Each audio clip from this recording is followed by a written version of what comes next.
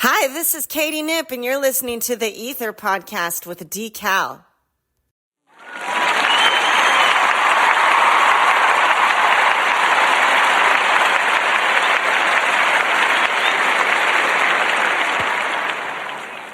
What up, testing. 1 2 1 2. Are we on? Looks like we are. Hey, this is D-Cal, host of the E.I.T.H.R podcast. How you guys doing? Here we go, a show to slowly unfold some views that's in the news that make us uncomfortable. You never heard this podcast is broadcasting contrast of popular opinion. Stop that, assuming that you knew every view that's brewing. So keep it moving. If you got any sense, then you're welcome to put two so in. Listen in, relax, chill, take a breather, and let D-Cal put y'all onto the ether.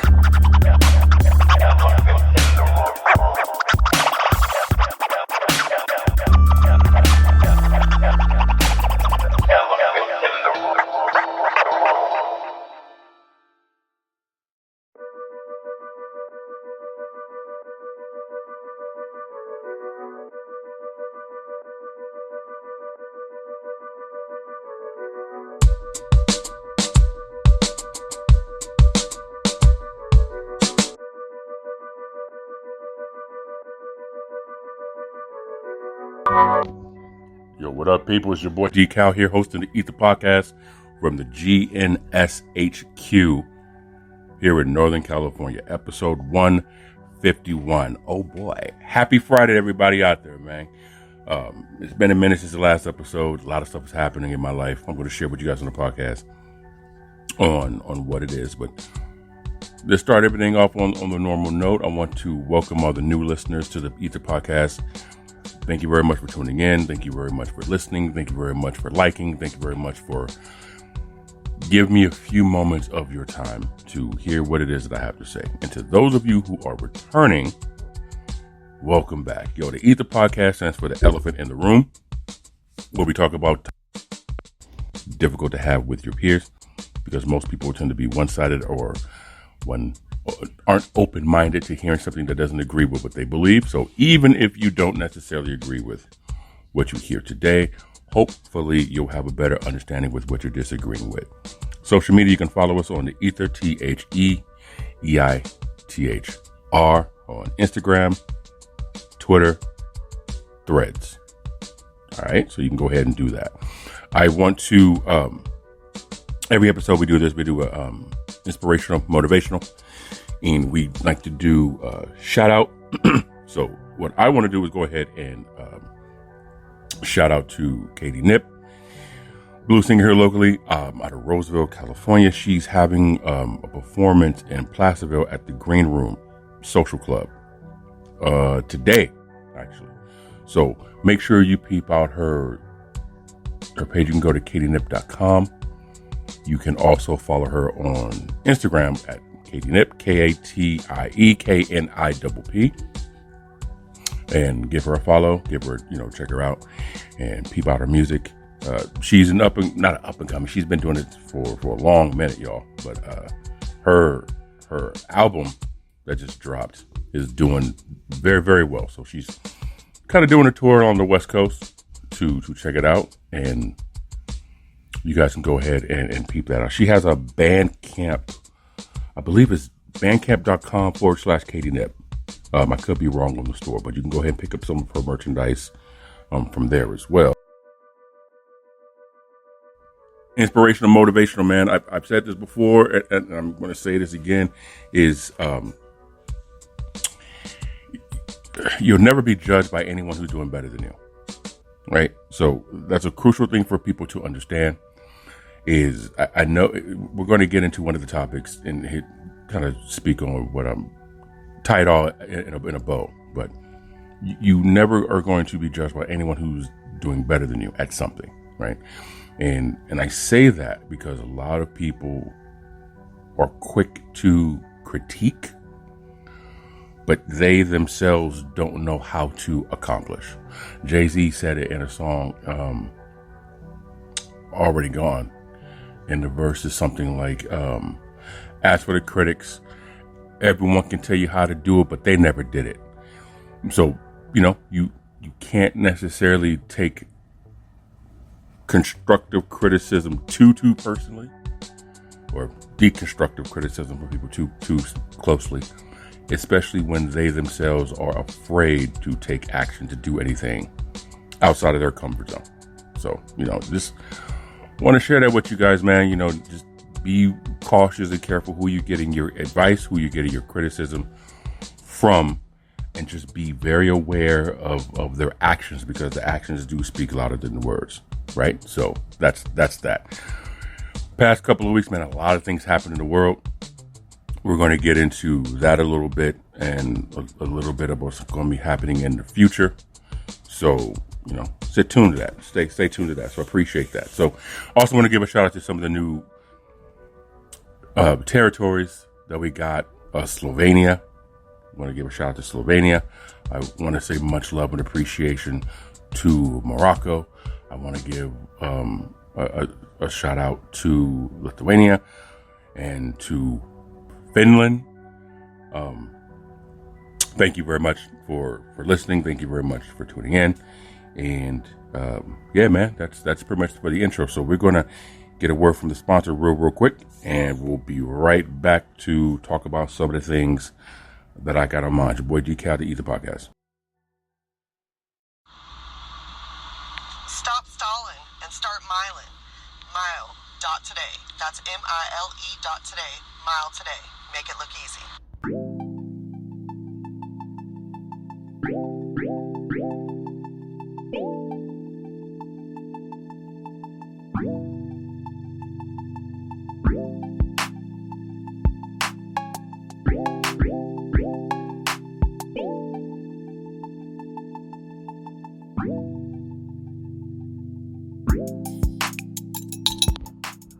So, last episode 150, I believe I had made the mention that for every episode moving forward, music aspect. So, every episode that you guys listen to in the podcast, that is produced by Genius Entertainment, by E.I.T.H.R. Hi, that's me. And this is a new track called Vibin'. So, I kind of want to share with you guys some of the things that I'm doing, behind the scenes when I'm not doing a podcast, with some of the other aspects of the GNS business that I got, company that I created. So that's what that is. So if you know anybody who is a singer or a lyricist or even a poet, excuse me, someone who does what do you call those? Like poetic monologues. We might got some heat. They may wanna listen to. But the music that is doing really well globally as well. Not too bad for someone who always liked music, but never really knew where to go to start with music until one good thing about the internet. So you guys are more than welcome to like Spotify.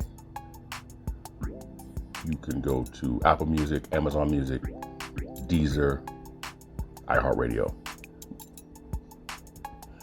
and just put in Decal, I Got Something to Say. That's my very first digital album, and one of the bigger songs that's getting a lot of traction across the world is Open Road, and it has like a exactly that, like an open road highway, top down on your motorcycle, road trip-esque kind of vibe to it. And it picked up a lot of traction in Japan, Malaysia, Finland, Poland. It's picking up traction in Mexico, Brazil, and spots in Africa. So clearly it's doing good in the United States as well, but I just never thought I would have my music in different countries, let alone different time zones and states. So, it's a little surreal, but we're just getting started on that. So I want I guess, share an accomplishment. And anyone who knows me, I'm very, very modest about anything that I do for myself, because I'm never content, happy, or satisfied with anything that I accomplish. Anyone who knows me, I'm always Mr. I haven't done anything yet, or don't say anything because nothing's happened. But I want to take this time to at least share with you guys an accomplishment that I believe is fairly important. So go ahead and check that out. You can go to the Instagram too for the page. It's GNS Entertainment, and it's spelled exactly how it sounds, GNS Entertainment. Only at the end, it's MNT. So GNSENTERTAINMNT. You can go ahead and listen to some of the music that I produced, and sometimes I'll do lives. Like I might do a live later on today to show some of the other instrumentals that was created, so on and so forth. So that's that. So I just wanted to share that with you guys.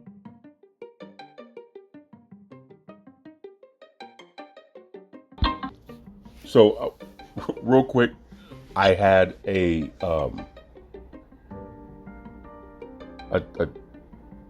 3-day Facebook detainment not too long ago.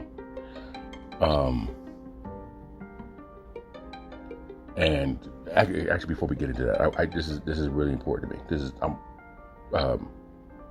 backtrack on that. I want to pay homage and pay respects because we lost a few people in the past couple of weeks. James Earl Jones was one of them.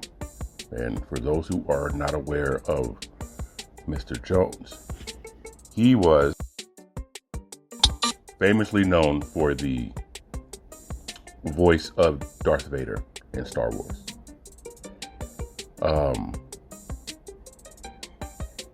I grew up with him, even though I really wasn't a big fan of the movie. I liked the movie. I saw the movie when I was younger.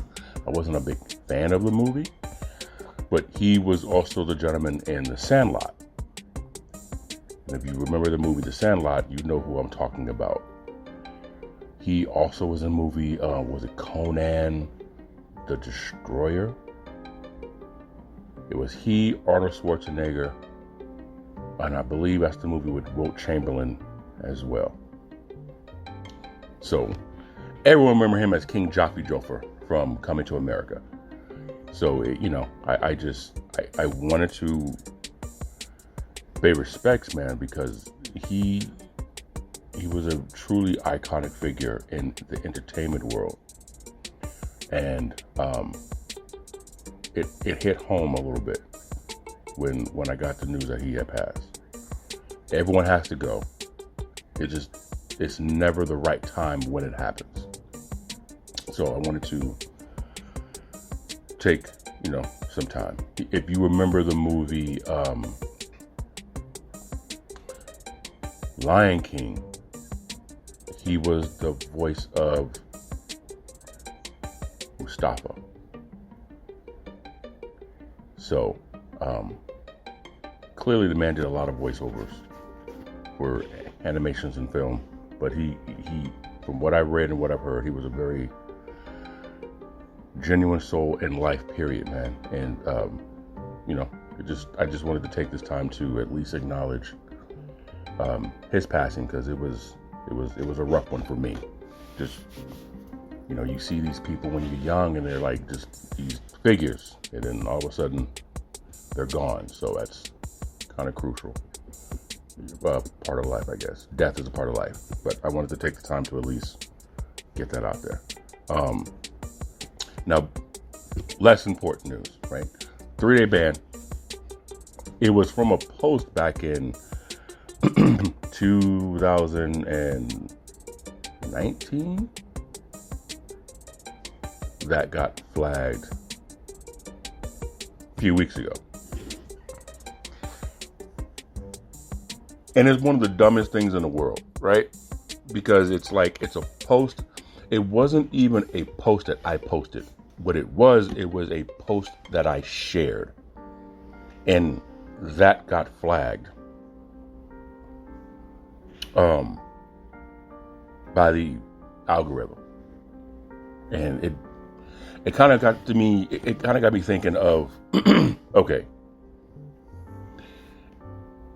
if social media, Facebook, Meta, whatever you want to call it, can go back and tag you for shit that you posted half a decade ago and penalize you now, it kind of got me thinking really about this cancel culture that we've evolved into in today's world. I get the premise behind the cancel culture. I think my people who creative positions, they make decisions based on the temperature of people who they can't relate with. They look at the what. And one of the biggest problems, in my opinion, that we have in today's generation is something that's been going on for decades, but it's just so, to me, it's more magnified, is nobody understands the why. I don't think anyone cares to understand the why. And we focus too much on the what.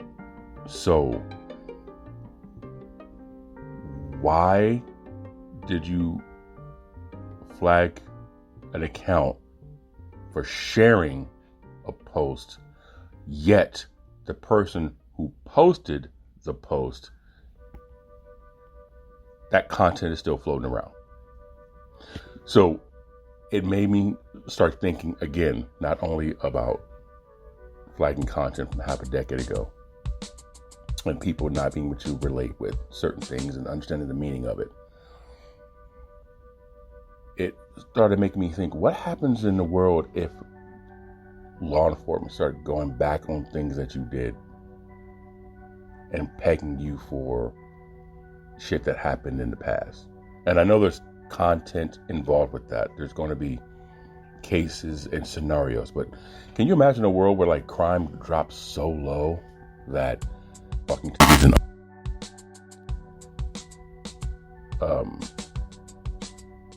unpaid tickets? I mean, I guess in a sense they do already. You know, you have like unpaid tickets and it turns into to a warrant or to a court date or something like that. I get that. I get that. But my imagination kind of just started going like, what happens if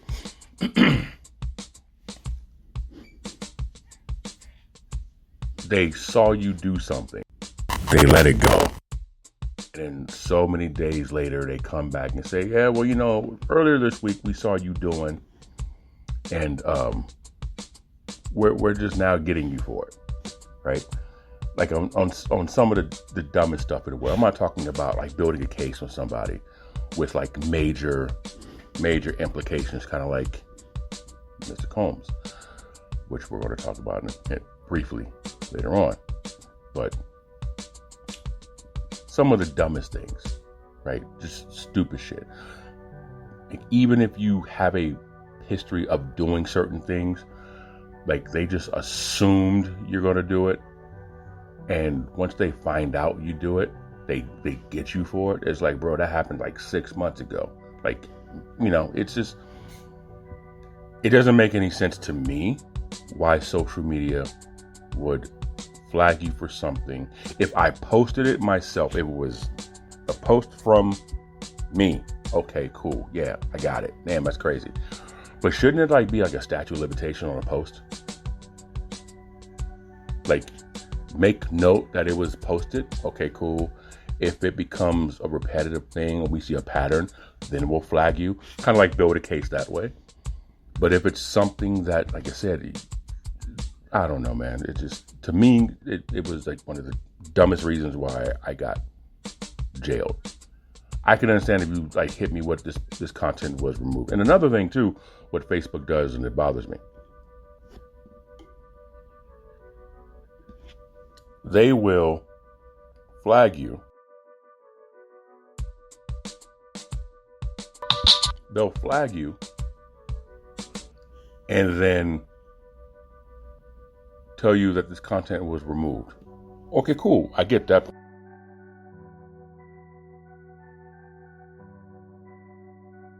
That doesn't bother me. What does bother me is when they flag the content and tell you they can't show you what it was. To me, I'm like, well, how are you going to sit back and ask me if I want to dispute it when I don't even remember what the fuck it was that I posted?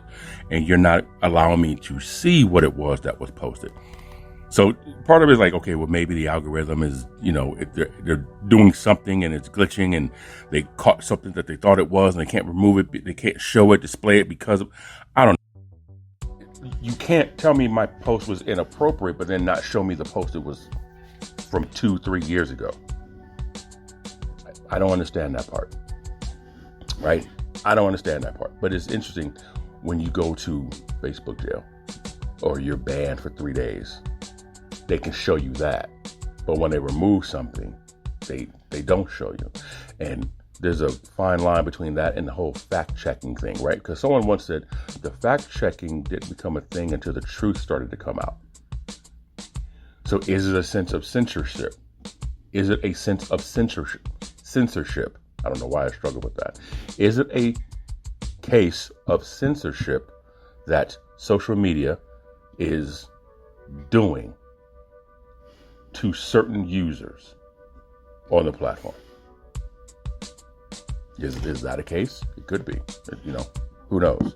But personally, I try to stay off of Facebook as much as possible. And I know people would sit back and say Twitter is better. Twitter gives you freedom. Not necessarily, because the guy who owns Twitter wanted Twitter to be Twitter for freedom of speech, but he's also the same person that would ban somebody who has banned somebody for doing to him the same thing he does to people. So it's kind of one of these things where I lean towards folks.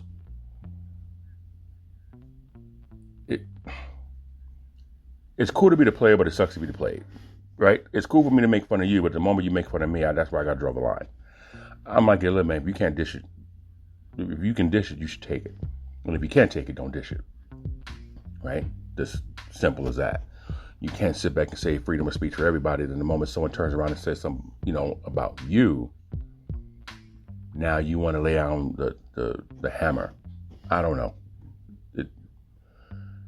If you, at least in my opinion, if you're the kind of person where you walk your talk, it's a little bit different.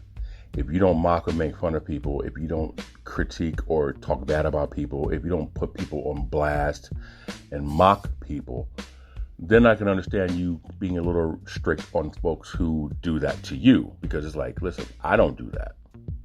So I don't appreciate you doing that. Give like a warning or something. But again, that's how I see the world. Maybe I'm wrong. Maybe something's wrong with me. I don't know. That could be the case. I might want to sit back and say that's not an option, because it could be an option. I just find it interesting though how social media will just go back and get you for shit so many months, so many years ago. It's interesting to me. It's interesting. The ties in with the Diddy thing real quick, just to be real brief with Diddy, because it's all over the news. I understand what he is being arrested for, what he's being detained for, what they're attempting to pin him with. I get it, 100%. But I'm also aware of some people also are the fall guy. Some people will always be the scapegoat. Now, that doesn't mean I'm agreeing with anything that he's being accused of doing. I'm not at all. I never been signed to Bad Boy Records. I used to listen to artists on Bad Boy Records back in the 90s growing up. And I understand that there's a lot of artists that were on Bad Boy Records have issues with him and how he treated them. So Lord knows I'm not saying that he is an angel, he's innocent, I'm not saying none of that at all. What I am saying is Diddy might be the whale. Diddy might be the shark they caught in order to catch the whale. Or he might be the person that could rat out the people who's above him that has this whole thing going in motion. I know they caught my man with 1,000 bottles of baby oil. 1,000 bottles of baby oil. Listen, there's no federal crime against being freaky. But I do understand in many cases, I'm not saying this is solely with him, but I am saying it's interesting, at least at this point. They will take things and put it out to the masses to discredit or smear your reputation. Again, I'm not saying his reputation is clean.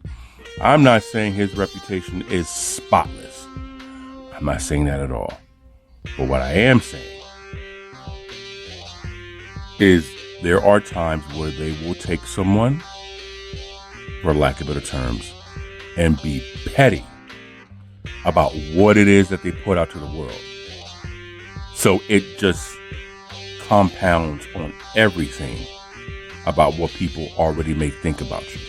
Or it will compound on what they want people to think about you. Again, for his situation and what he's accused of, I get it. But what the hell does baby oil have to do with anything? So the man got bottles of baby oil. So who cares? I know he had freak-offs. People say he had freak-offs in his house. Freak-offs is, for those who don't know, it's just another name for like a sex party or, an orgy. Okay. Cool. Now, there's some disturbing audio video out of him with some other individual. And if you know who, you know who. If that's attached, okay, yeah, cool. Now, this is not me backtracking. This is not me talking out of both sides of my mouth. That's not it. What I'm saying is I realize what media has done in today's world. They'll take a story and they'll put bits and pieces out to keep the narrative going. Sometimes, and this has been proven in the past, they'll take two separate occasions and release them under one topic. So it makes it look like it's bigger than what it is, when really, in reality, no, these two things had nothing to do with each other. It's just the timing, you put everything out at once. So it just made it look worse than what it really was. Because you really wanted to hone in on the point that you wanted to make. That could be it. My personal thing with Diddy is it sucks. It sucks because he was one of the people I admired growing up because of where he came from, because of the success that he had, because of his accomplishments, because he was a figure for people to look up to. It sucks that, damn, this was you behind closed doors? That's wild, bro.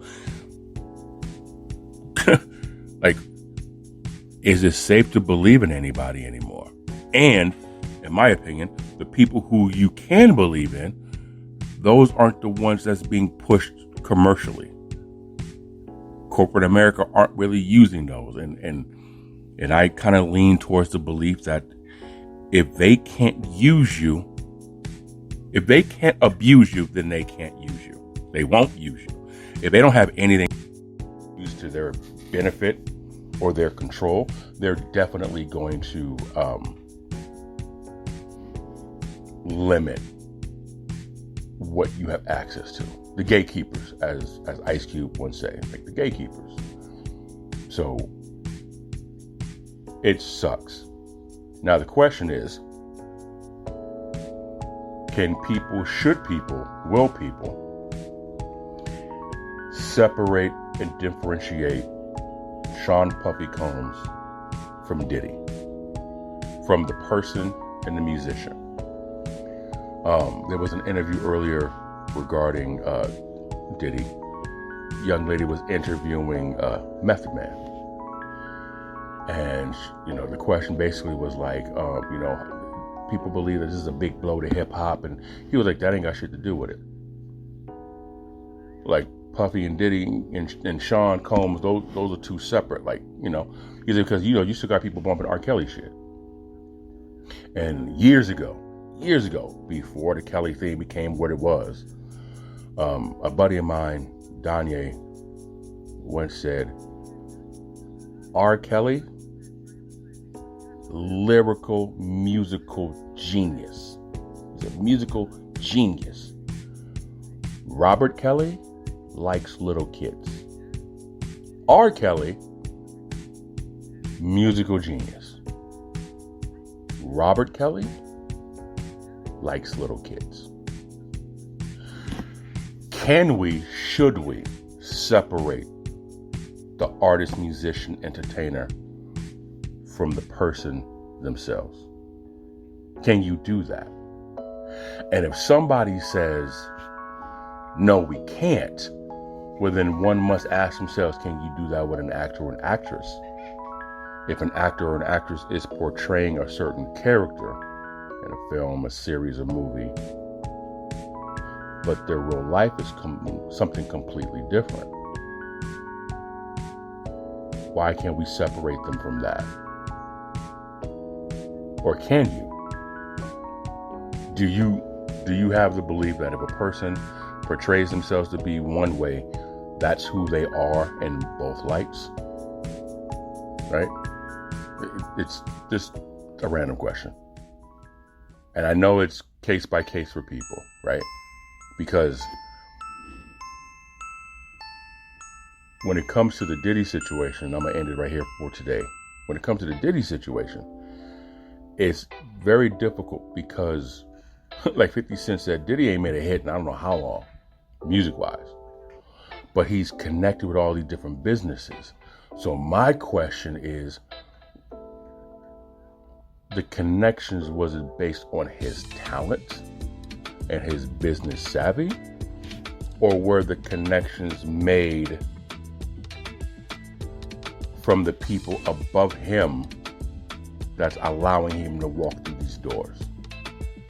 So now you gotta ask yourself, is it worth being famous? Is it really worth the sacrifice and the sell of the soul, some would say, to get to these riches? Are you willing to do what it takes to get in there? And then are you able to walk away from all of that, like certain artists have, and say, yeah, I don't want to do this no more, or you know what, I'm gonna walk away from it? Because if that's the case, then you have to understand that's where some artists who were once big and major and like popular and famous, that's when a lot of them are now deemed as, oh, they fell off. Oh, they fell off. They're not, I ain't heard, they ain't put music out, they haven't done a film. Man, they broke. Because we have this thing of staying relevant. Like, you have to be in the life of people to believe that you're still successful. Which translates because in our side of the tax bracket, right, you have to work to get paid. Right? If you stop working, you don't make any money. If you don't make any money, you're at the bottom of the barrel. Most folks don't understand, in the entertainment world, once you've made a certain amount of money, you don't have to work anymore. Some people choose to work because they enjoy it. Other people might work it and they have to work. Some people are really bad with their money, which is why it's so important for you to have a great circle of people around you. But I remember Rizza Islam once said, especially when it came to like the Kanye West situation, when you get to a certain level of success, it's literally like they, and when I say they, I'm talking about the people above everything, the gatekeepers, the people, the puppeteers, right? They have people that they place around you. So they to a degree, they now separate you from your circle and place people around you that they want around you. But they make it seem as if, you need these people in your circle now because these people are really going to protect you. These people are going to look out for you. When in reality, these people have an agenda. And this agenda is to make sure you maintain what needs to be maintained for the tickets to sell, for the sites to get clicked on, for the tabloids to have something to write. That's a reason why I believe the Wayans family is really not in the spotlight anymore. Because Damon and Wayans once said this in a stand-up back in the 90s. Once the money became more important than the passion of the art, that's when he knew it was time to walk away. Because, at least in my opinion, my understanding, from my observation, once the money becomes a priority to you, now they control you. The money is your drug. You created a habit of needing money.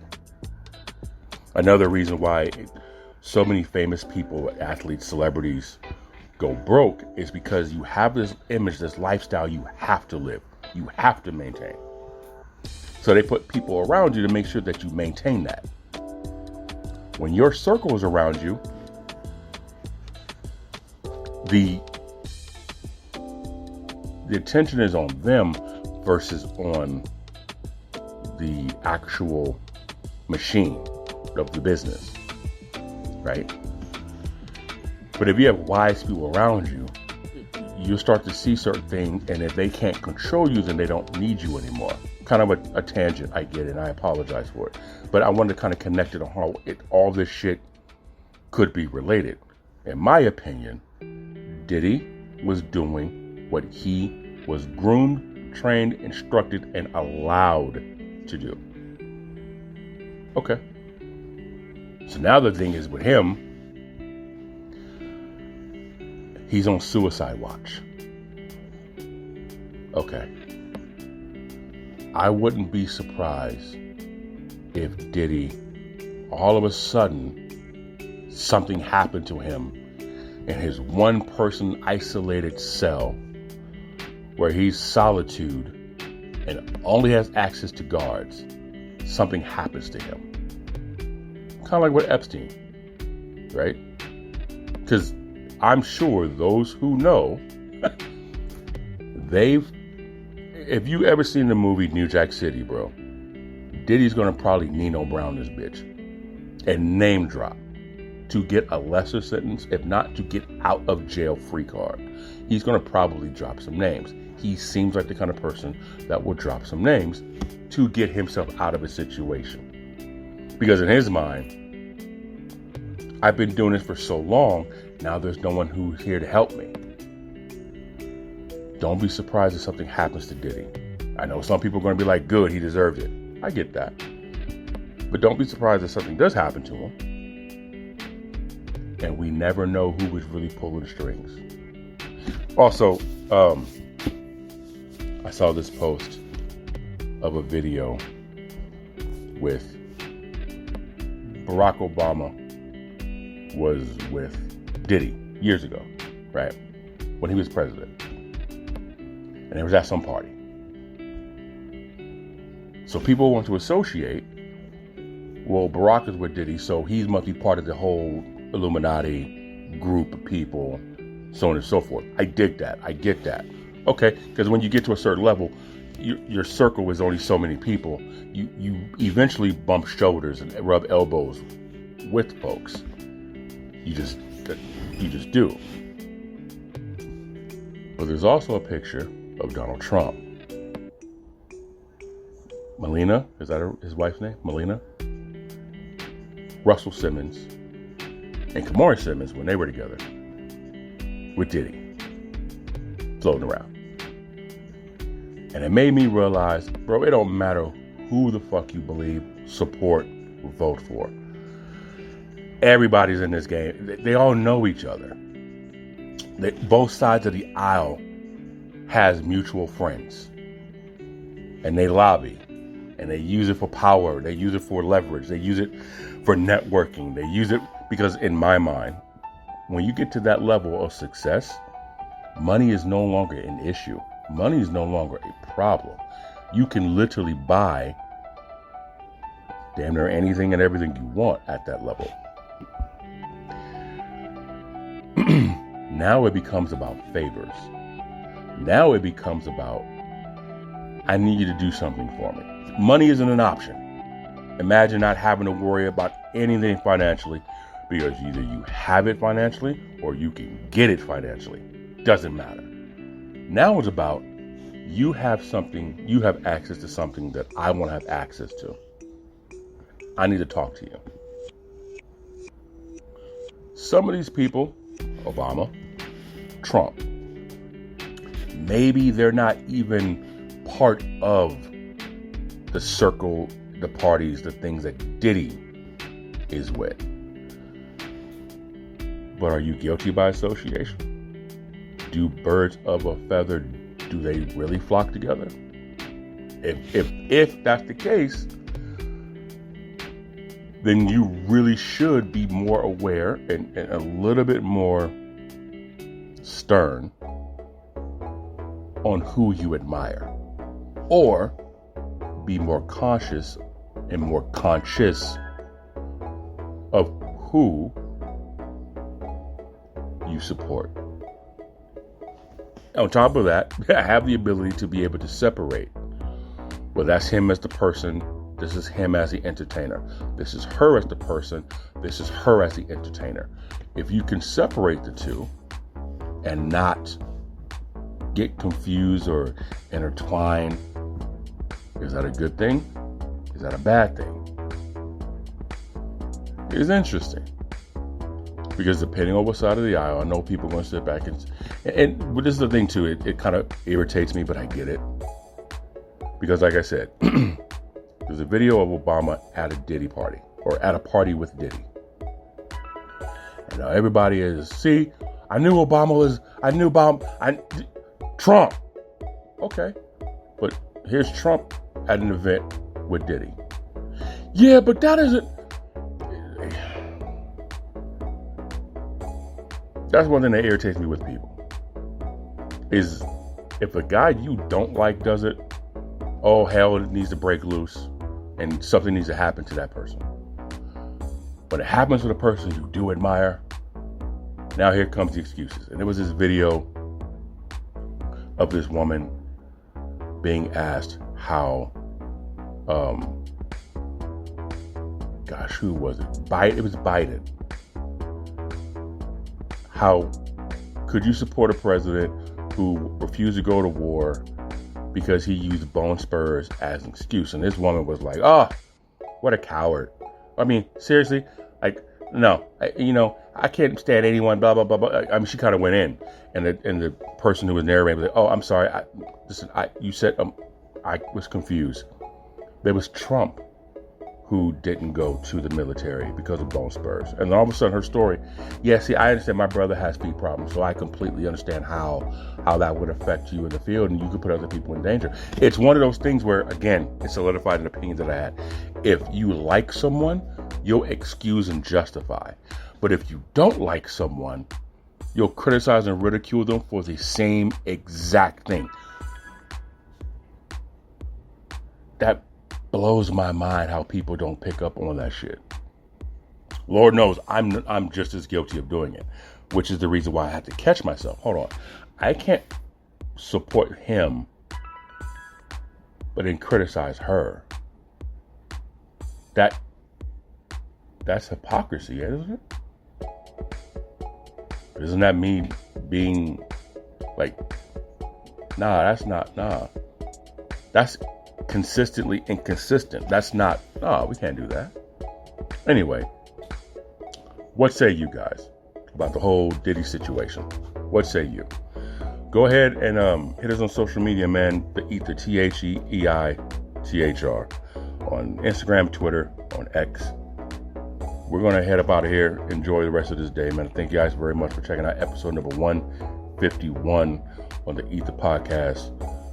And yeah, it's your boy D Cal, man. We out. Talk to you later.